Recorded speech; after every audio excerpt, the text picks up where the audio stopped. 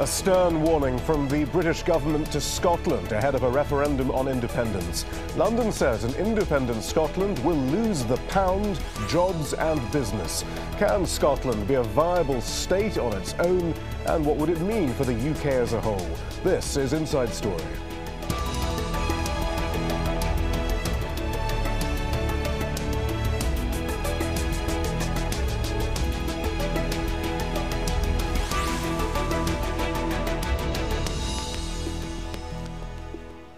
And welcome to Inside Story. I'm Shihab Ritansi. No union, no pound. That's the message from the British government, warning Scots that if they walk away from the United Kingdom, they'll be walking away from sterling too. Scotland will vote on independence in September, and the comments made by the British Chancellor have intensified a debate that could lead to the end of the 307-year-old union. Lawrence Lee has this report. So it seems the debate over the future of Scotland might have come down to this: the pound, or more specifically, what currency an independent Scotland might or might not be able to rely on. In a coordinated attack in London, all three major political parties put up their key financial spokesman to say that an independent Scotland would not, as it wants, be able to join a currency union with the rest of the UK. I could not, as Chancellor, recommend that we could share the pound with an independent Scotland. The evidence shows it wouldn't work. If Scotland walks away from the UK, it walks away from the pound. The argument runs like this, that currency unions only work if different countries have similar economies and can therefore set interest rates which suit them all. The argument in London is that the experience of the Eurozone proves that this doesn't work. If Scotland goes its own way, the rest of the UK shouldn't have to prop it up. This then in many ways the most significant intervention to date by the entire political class in Westminster on the Scottish question. Not so much an appeal to the Scots to stay within the Union, but a direct threat as to what might happen to them if they decided to break away. Bear in mind too the very large number of undecided Scottish voters. This then an attempt too, it appears, to make people's minds up for them. So would a currency union end up with Scots begging on the streets of Glasgow like Greeks have had to in Athens? The Scottish nationalists are, well, unimpressed with the idea that they're like Greece and the UK is like Germany. The reason Greece failed in the euro, for example, had nothing to do with the fact they shared a currency. It had everything to do with the fact that productivity was barely a third of that of Germany's. Scotland's productivity and that of the UK is near identical. This has been described as many people as an optimal currency area. The line from the Scottish nationalists remains that even if you discount North Sea oil, Scotland's economy is big enough to stand up by itself and would be no impediment to the rest of the UK. But as a fear tactic, questioning exactly what Scotland would do for a currency in the years to come has to be a powerful weapon. Lawrence Lee, Al Jazeera, London.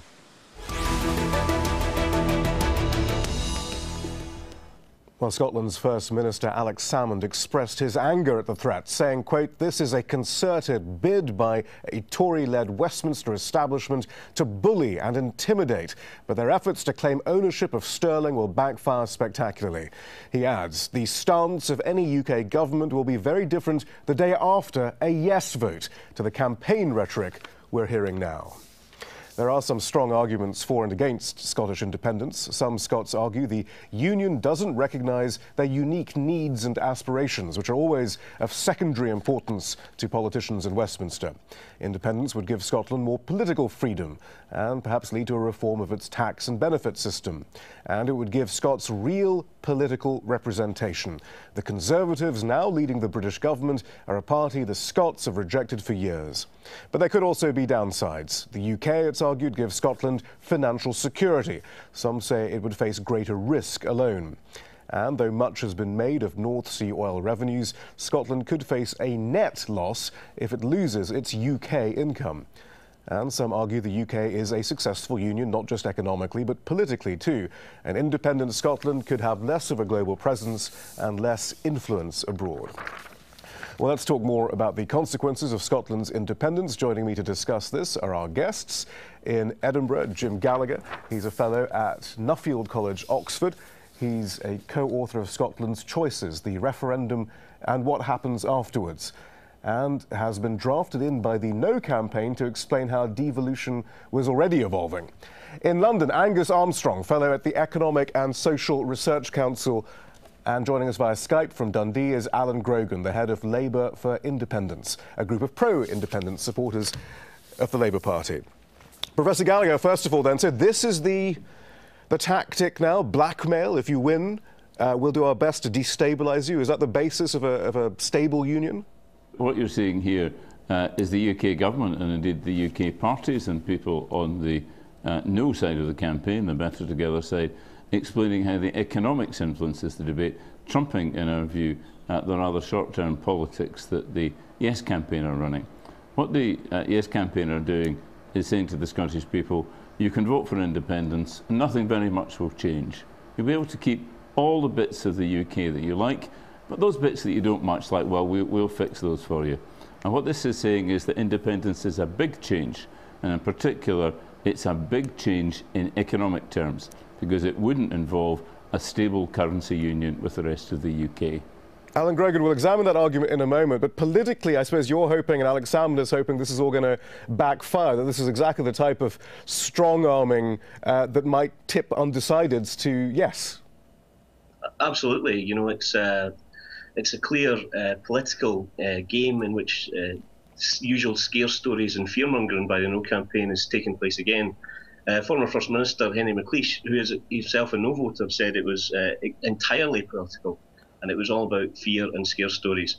But I think what's important to define here is that you mentioned the Yes campaign and nothing's going to change, but that's actually SNP policy, the white paper. There's many different organisations and political parties within the Yes campaign, and we also have different visions of what an independent Scotland could be like. Professor Angus Armstrong, and what about the arguments that we've been hearing, this unionist argument, though, that simply it's not viable for Scotland to leave the Union but retain sterling? I'm completely neutral and independent on this issue. In terms of the discussion over sterling, I think it's very important to be absolutely clear what is at stake here. So the idea that is Scotland entitled as an independent country to its share of the notes and coins of sterling, the answer to that question is yes. And I'm quite sure that the rest of the UK will be willing to give them 8 to 10%, whichever the number comes out to be, 8.5% actually is the right number, of the existing notes and coins. But that is not what the Scottish Government proposed in its white paper. It proposed a formal monetary union which involves sharing the Bank of England, which is an institution backed by the taxpayers of what would be a foreign country, i.e. the taxpayers in Westminster. And clearly it would be up for those taxpayers in Westminster to decide whether they want to go through with that agreement or not. It's as simple as that. And what we saw yesterday was 3 representatives saying, in their view, they are not prepared to go forward with that proposal. Alex Grogan, then, it's up to London, it's up to English democracy to decide whether Scotland should be able to continue to use sterling. Well, no, to clarify something that Danny Alexander said yesterday when he said if you vote yes, then you won't get to keep the pound. It's absolutely correct that Scotland could, of course, keep the pound because the pound is a tradable currency.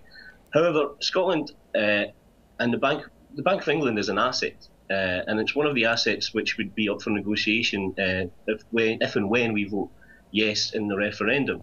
Now, it's very important to state that Scotland makes a decision and we decide how we're going to have our currency. Of course, the English will have a debate on this, but I think it would be incredibly folly of any Westminster government to go against a currency union which would benefit both Scotland and the rest of the United Kingdom. You know, you're talking about £600 million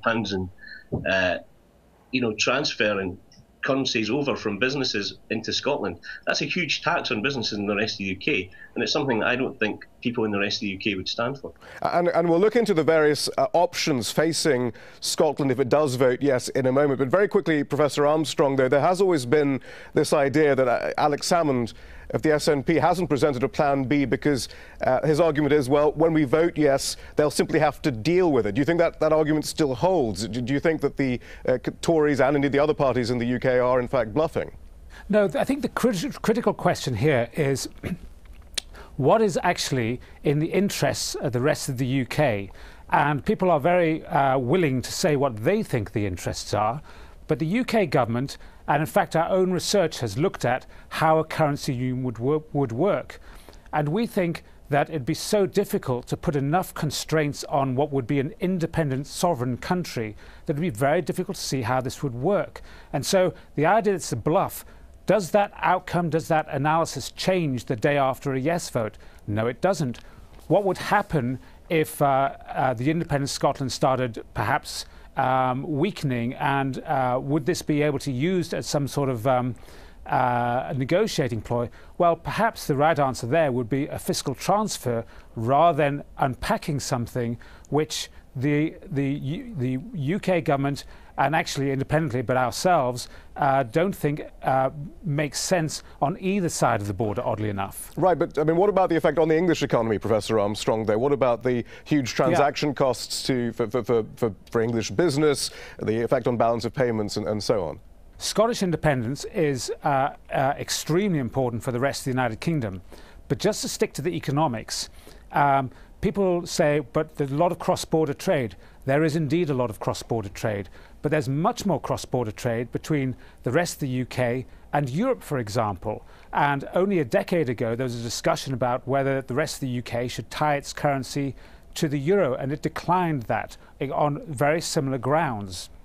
So, yes, it would cost businesses and citizens in the rest of the UK money, but we've seen them make this decision before.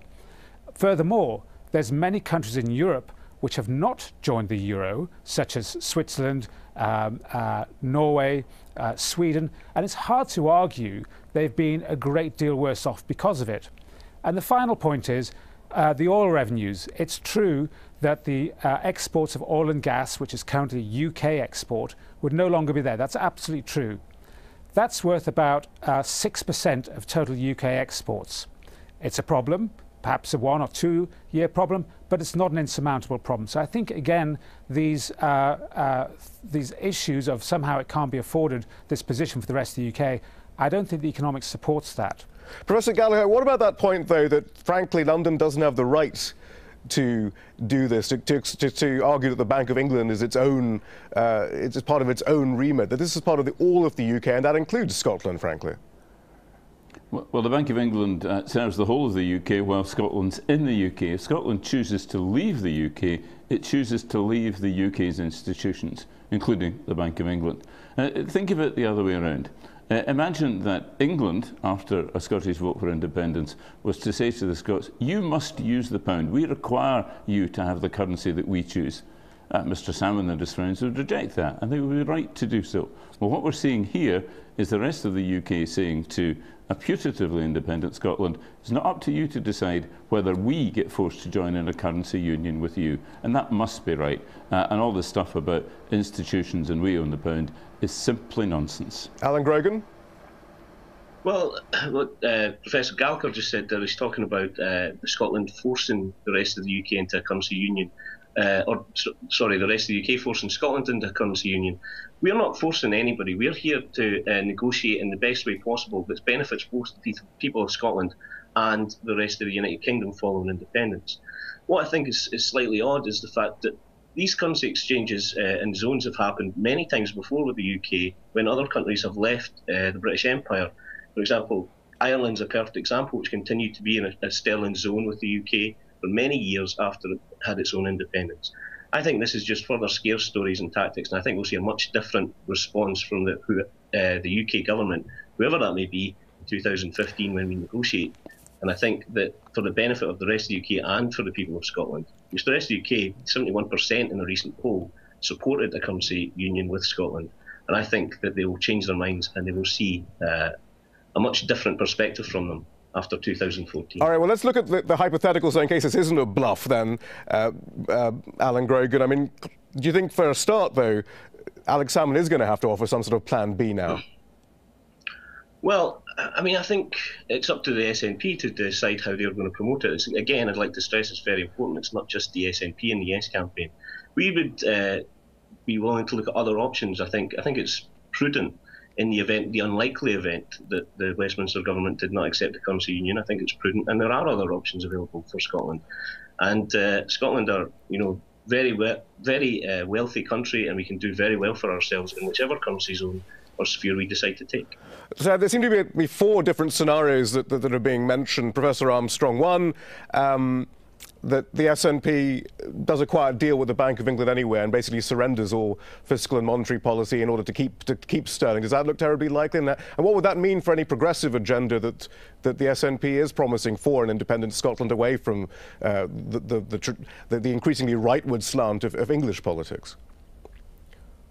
So this, if I've understood the option correctly, is commonly known as dollarization, or would be, in this case, in the vernacular, called sterlingization.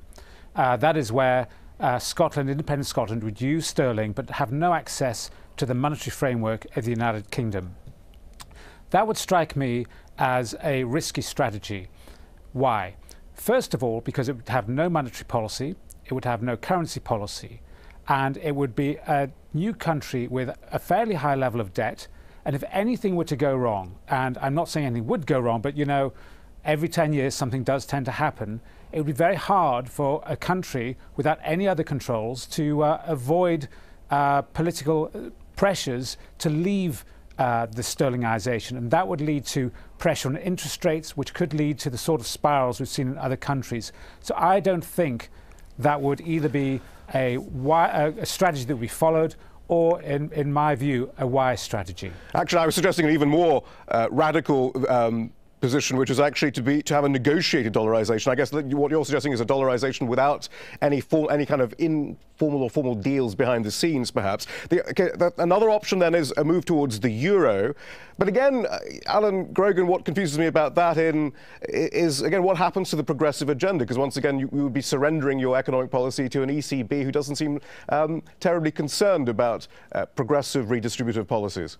That's, as you said, one of 4 options that we have, and it's not something I think anybody within the Yes campaign has ever really looked at with any great merit. I think there is arguments to be made, as you say, that we would be surrendering to the wider European Union some of our sovereignty in regards to that. But there's other methods that we can take. You know, we can tag the Scottish pound to the UK, the rest of the UK sterling zone for a particular period of time in order to maintain some stability. What's important to remember is that this independence vote is not just an election that's going to be changed in 5 years. We can have 10, 15, 20 years of political economic stability by tagging with the rest of the UK in the pound for them as the Scottish pound. We tag that, and you know, then we can look at other options that's in the best interest of the people of Scotland. Professor Armstrong, though, very quickly before I bring Professor Gallagher back in, what about a separate Scottish currency then? How viable might that be? Alan's just raised a very good point.